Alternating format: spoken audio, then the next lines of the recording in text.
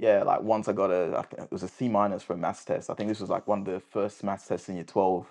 So I had set like these really high expectations, or I just want straight A's, maths straight A's. First test I get a C minus, and I was like, oh, Damn.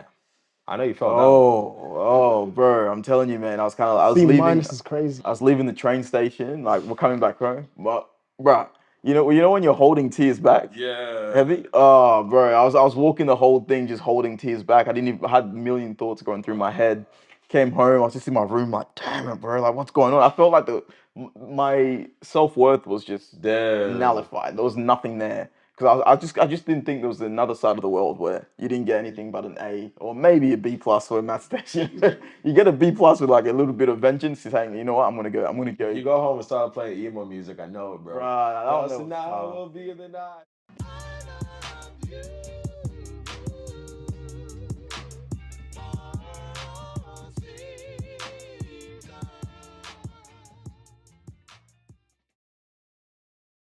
We got to read some of the book. I think this week we're focusing on chapter one. Um, and yeah, I think I just want to see what everyone thought about some of the key concepts that were covered in the first chapter. And yeah, kind of like what your reflections are in terms of like what you think stood out to everyone. Yeah. Well, I want to start off. I really enjoyed reading the first chapter of the book. I loved how they spoke about how trauma was the, it's not necessarily the event, but the response to that event and how you respond after it Yeah. was what, like, really, like, described what the trauma was, or like kind of defined the trauma. Yeah. And that's what I got out. That's what I really loved about the book. But I love how the book overall just speaks about how trauma can be like large and little, and like how it's not like necessarily those big T traumas or like those big impactful traumas, but it can be as small as like not being heard or being neglected and all that, which I really loved. What about you, Ben? What do you think, man? Yeah, those are the main like areas of focus, like Terry just mentioned. For me, it was the discussion of the big T traumas and the little T traumas, because with the big T one, those are the ones that are like universally like acceptable traumas because they're considered like life-changing events such as death, physical abuse, mental abuse, sexual abuse. Those sort of traumas which are considered the worst kinds. And whenever we hear these sort of traumas, we often start feeling shaky hands. Maybe you start like remembering the moment that like kind of like invokes those sort of emotions. Yeah. But then what I really liked was that they also discussed the other types of traumas that aren't usually like talked about, that is considered a part of life, Yeah. which is like you're supposed to just be able to handle it, move forward, which I kind of like have adopted that mindset where I feel like when certain things happen in life, if you make yourself a victim of it, then that can actually impact you. But then it's like you also need to be able to acknowledge what it is so you can kind of like slowly work your way through that. Such as the little T traumas, where like the ones that aren't too bad, but like let's say you felt like you've been neglected by a family, you've been betrayed by a friend, maybe you've had infidelity in a relationship, you've lost your job. Like these are things that can happen in life that considered, oh, that's part of life. You should be able to accept. But those are things where it's like everyone can have a different reaction to it, because when you have a traumatic response, there's a bunch of like chemical emotions, just like sense of overwhelmingness, maybe a fight or flight. These are all happening. So it's like if you don't truly like acknowledge what it is, Yeah. then you're never going to be able to truly move past that roadblock. So I feel like those specific sections of the book, especially big T traumas, which everyone knows what it is, but then it's like, do you really know what your little T traumas are? Because everyone experiences a little bit. So kind of like not maybe switching my like point of view or like changing up, but at least understanding why some people may not recover from a situation as best as other people.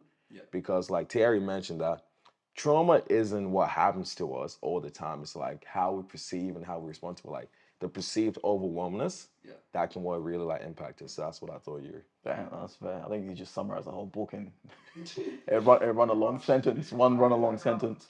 No, I think for me, reading the book, the things that really stood out to me were from the very beginning was just the definitions of trauma themselves. And the book offers four definitions of trauma, and I think two of them really caught my eyes. So the idea that trauma can be the unprocessed memory pertaining to that traumatic event. Um, that really kind of resonated with me because I think I could relate to that example, and also the idea that trauma can also be considered the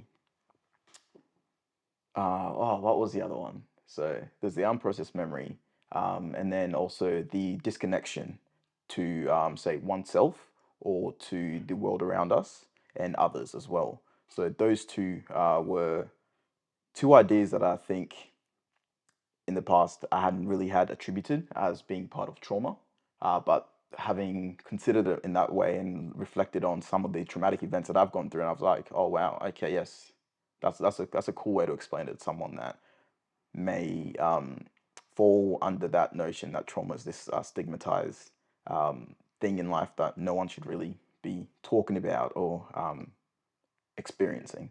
So yeah, I think that stood out to me, and then also the equation that kind of really summarized what a traumatic reaction is, and the idea that you need a perceived threat, um, a feeling of being overwhelmed, and the other part was powerlessness. I think it was powerlessness in your ability to overcome that perceived threat. So that sums up what trauma actually is, a traumatic experience is. So I thought that was pretty cool. And then looking at how then those three factors that make up a traumatic event can be somewhat experienced differently to other people. So, and the idea that Thierry also said that, yeah, trauma is also about how someone reacts to an event as opposed to what actually happens to them as well. So, yeah, those are, I think, the key factors, I think, that, yeah, really stood out to me too. Um, Now that like we delve into it, I think you were talking quite a bit about big T traumas and little T traumas. And I think for people that haven't actually read the book, and even for myself, I thought it was another good explanation of how you can categorize trauma. So I was wondering if you could then kind of give us a little bit more of a formal explanation of, say, what a big T trauma is. And yeah, we can probably go from there to understand those a bit more. So this isn't like straight. I don't have the book completely memorized in my head, but for like anyone there that wants like the informal definition, big T traumas are generally like just like massive events that are considered like maybe like socially unacceptable, such as rape, or just as like upsetting, like emotionally upsetting, such as a death, like just sort of like emotions like that, or even like times of war, just where it can affect the community, or just like create a general sense of like powerlessness or overwhelmness, which can be like you tell anyone, they'll be like, "Damn, bro, that happened to you." Yeah. Oh, so Like, so they're like clear, very definitive yes, events that everyone would say this is very out of the normal. yes, If you saw or heard about that type of event, everyone would say, "Oh wow, that's a bit extreme. That's way out of the usual." yeah, So I think those are the what we quite categorize as the big T traumas, where I think most people would agree that yeah, okay, if someone went through that, that would be traumatizing. I, Given just yeah, a general understanding of what trauma is, or like it would have a lasting impact on the yeah. person. I think that's a better. And I feel that people have more sympathy when someone tells them the big T trauma, because it can actually like be like, damn, I can see why you would have those sort of emotions whenever that sort of comes around. Whereas with little T trauma, I feel like people are less likely to empathize with you in the sense of that they're not going to compare you losing your job to you losing a loved one. They're not going to, like, if I told people, oh, those were both traumatic, they'll be like, well, that was trauma, but was that one really trauma? That's kind of like a good way to like look at how you can just describe validity trauma. Because like I said, hell, you could have a test and you could fail that test. And someone could be like, oh, bro, it's just life. But for you, you could have studied hours for that test. And that could have been really upsetting for you. Now, anytime you see a test, you're like, oh, I'm afraid. I might maybe not pass. If I don't pass, that sense of overwhelmness and powerlessness can come back. So it's like just how people kind of accept what it is. That's a good way to look at it, because it's like if you separate into categories and you tell someone, oh, my mom got shot, or I stubbed my toe while walking. Now I'm afraid to walk barefoot because of how I felt. You know what I mean? Because of how I felt. That's how you could like look at it. Yeah, I That's guess just the yeah. So I think we can say the big T traumas are essentially traumas that most people would like relate to, and they would understand. They would have that universal understanding that yes, that's a traumatic event. And so now little T traumas, that would be something that, like what you're saying, would be less. There'll be less consensus on a general basis that, oh, that type of event happening to someone or someone experiencing that would be wouldn't really be considered traumatic for everyone. Maybe some people, and I think that's where it ties into that definition of trauma is really how someone experiences something as opposed to what they actually what happens to them, if that makes sense. So it's basically your response to it, how you respond to it, or yeah, what you experience. So, like, can you give some examples, Thierry, of like any, let's say, little T traumas, Any or little T traumas like so say that you've gone through. that So, I've so gone through yeah, so we personally. try to. I know, like growing up, I used to have a passion for sports. Really loved playing sports and just being with other kids and running around. But one little T trauma was my parents wouldn't like let me play sports on like Sundays or Saturday, which was mainly when sports was played. And like as a kid, it was like I felt like it was traumatizing. Felt like you got shot. I know that Yeah. feeling, bro. My heart would hurt. I loved my sports. And yeah, that's what I feel was one of the little T traumas growing up. Terry, that one of not playing soccer on Sundays, bro. That one hurt my heart, bro. That one, there's a few things I can say that changed the trajectory of my life to where it is right now. One I would say is not being able to play sports was specifically soccer on Sundays and moving schools. I remember when my mom told me, I started crying, G. Because I moved schools, but all my friends moved to like Power Hill Knights, which is like the EPRFL. And it's like we all made the team, we're all going to play together. Then my mom was like, you can't play because it's on Sundays. The one that hurt even more is when I got older and I stopped going to church on Sundays. So and then So no, because then I was like, bro, like that just changed it. Because I reckon if like I was really great at soccer younger, like I was really great at it, and I would have like actually like been able to like put the hours and stuff in. But once I knew I couldn't play on Sundays, my motivation for the sport declined. Yeah, it actually declined because it's like I still enjoy playing it, but it's like I knew it wouldn't be able to take me as far as I needed it to be. Oh, that's interesting. Because yeah, so for me, if mom told me, oh, well, mom did tell me that, hey, um, you can't be playing sports, and I was like, oh, cool, that's calm, because I was like, I just knew, I Yeah. could understand. Being in year 4, year 5, I couldn't really try and force going to play sports or that kind of stuff. I just understood. So for me, mom saying no wasn't traumatizing for me because at least I could understand it, I could process it. Whereas I think, yeah, that's what I say would be probably little T trauma um, in general. And I think on your part, that would be traumatizing. For my part, it wasn't really that traumatizing because I think, yeah, I could process the emotion and I understood that, okay, this is where she's coming from and that's reasonable, even as a child. Yeah. So you just felt like because of the external circumstances, such as you knew you had 5 siblings, and you knew that your mother couldn't do that, it didn't feel like it was necessarily a battle you couldn't overcome. Yeah, it didn't feel unfair kind of thing. Yeah. So I think but when we're talking about the little T traumas that I've experienced that I think other people wouldn't experience, would be I think you slowly alluded to it, but yeah, it was given say having getting a result on a test that I didn't want, that I didn't think I should be getting or that I deserved. Yeah, like once I think it was a C minus for a maths test. I think this was like one of the first maths tests in year 12.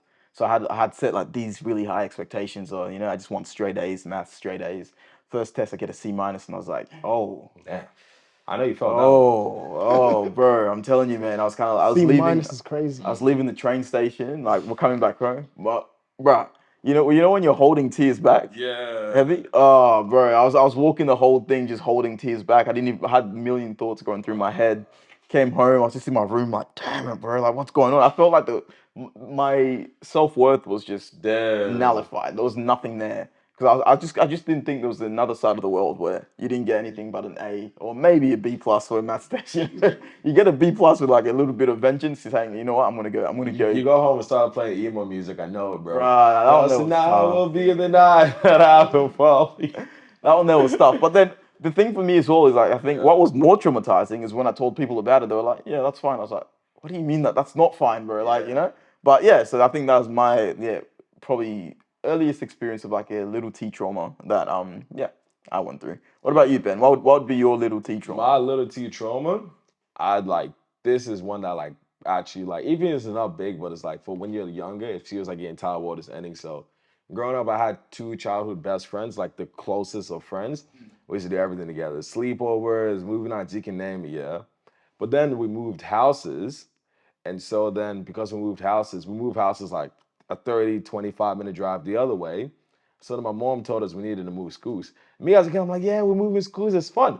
But then I realized, wait, I'm not seeing my friends as often as I can. And this is before kids have social media and stuff like that. When you move schools, you actually move completely different. And like, cause I didn't have any brothers growing up, these were my brothers, you know what I mean? Like, Damn, that's tough. these are my brothers. Like, these are my boys, you know? Every day at school, like, we'll just like run around like teachers knew we were this. And so then I remember the last day of school, I had never cried that hard. I was like year two, bro. Like, I was like year two. I remember because it was like when I was still like 8, 7. Like, I was like year two, and when we moved, I was like, damn. Like, I felt like, and that was probably one of the moments that changed everything because it was like, I had to go to the environment, make new friends and stuff like that. Because I had been to like the same kindergarten, childcare, like primary school, but like a lot of the people I was going to school with. So it was like, for that to happen to me at such a young age, I felt like I was able to overcome it because it's like, I wasn't like, I was always going to like create that bond and move because I kind of got used to it.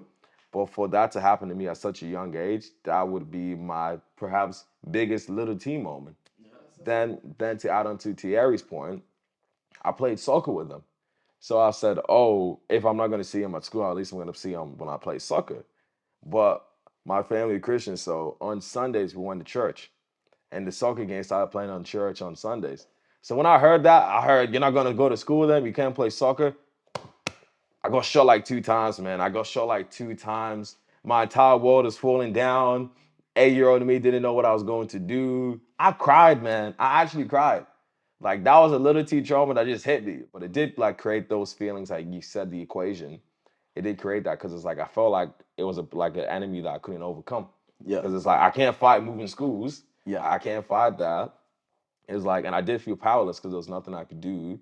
And I felt like a sense of overwhelmness of like just like I couldn't do anything. So I was like, that's mine. I went to 5 different schools before year 6. So like, and I felt completely fine though. Before year You know? 6. I didn't feel, Yeah, I didn't really feel. Let me see. I went to one school in Congo. Congo? Yeah. I went Oh, to he's one school in fresh. You hear that? This guy's been in Australia for that long. He's the definition of fresh, bro. I went to one school in Congo. I went to how many schools in Uganda? Uganda. Wow. Wow.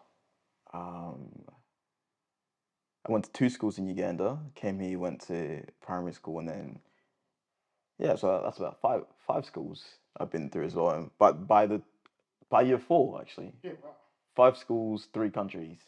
You see, this guy's Mr. International. So that's crazy. No, I do remember, like, I think going around, say, Uganda and that, or even like Congo, I didn't really cry in that separation from, say, one school to another school. The only time I actually really did cry was when I left my first school here in Australia to go to, say, the school that I stayed at from year 4 onwards. Yeah, no, that was tears. I remember that part. Yeah, so I could relate to what you were saying. But then again, I think Ben probably cried before. I mean, even after that, though. I don't think it was only a Trust. year 2, year 3 kind of thing. But hey, you know, that's Nah, trust. When I got older, moving schools wasn't too bad.